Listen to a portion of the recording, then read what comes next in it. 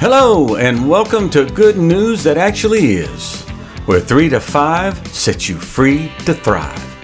3 to 5 minute encouragements to help your joy by empowering your soul. I am your host, Tim Ashley.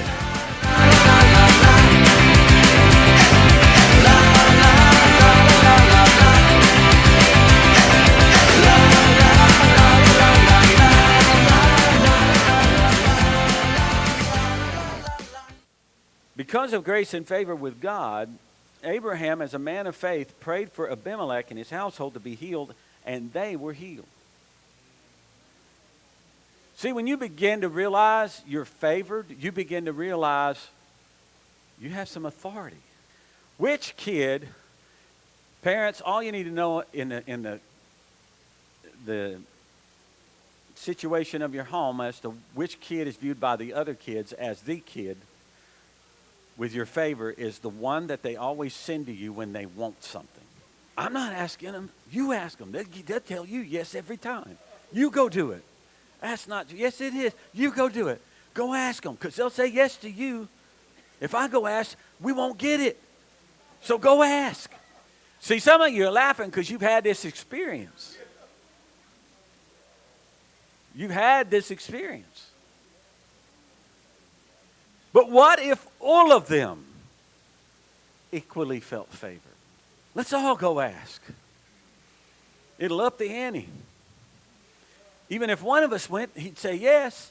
If we all say, how much more? That's why Jesus said, if any two or more of you agree as touching anything, it shall be yours from my Father in heaven. The church can up the ante when a church moves in unity, according to favor. You get a hold of a revelation of the favor of God on your life individually, and then you take that and you begin to weld and meld that with the body collectively, and there are going to be things start to happen that you never dreamed would ever happen. But the problem the church has been facing in the modern generation is, how do you get the church to truly be in unity on the things that really matter? Well, you can't if they're not even convinced they have the favor of God in their own life.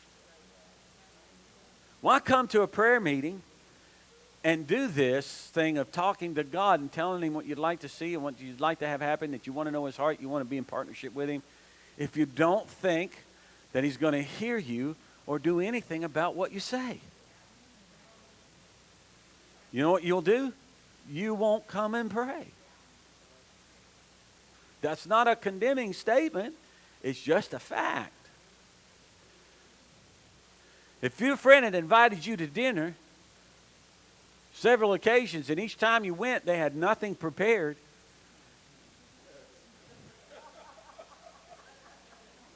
how many times is that going to happen before you finally say, I'm not going?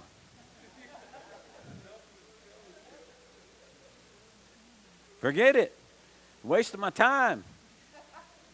I'll get there. They won't have it prepared, and I'll have to go in the kitchen and cook if we're all going to eat. That's how a lot of people treat prayer.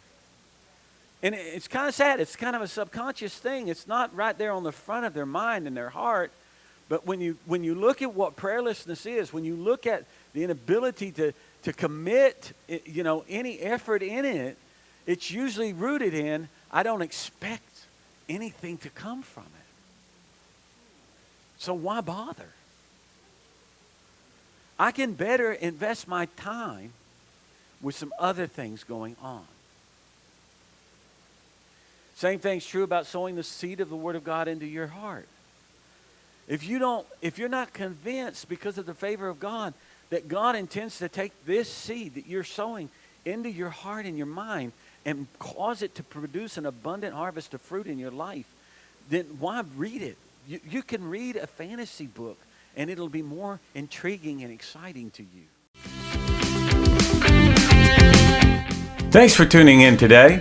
Never forget that you are loved by a faithful God whose obedient Son, Jesus Christ, willingly died on a cross so that you can live today and always from the abundance of His life in you. Please subscribe and share this with others so that they too can experience the 3 to 5 that sets you free to thrive. And be sure to tune in next time to Good News That Actually Is. Please visit us at our website, goodnewsthatactuallyis.com. There you'll find transcripts of the program, video files, and other opportunities. We look forward to visiting with you there and ask you to subscribe. Have a great day.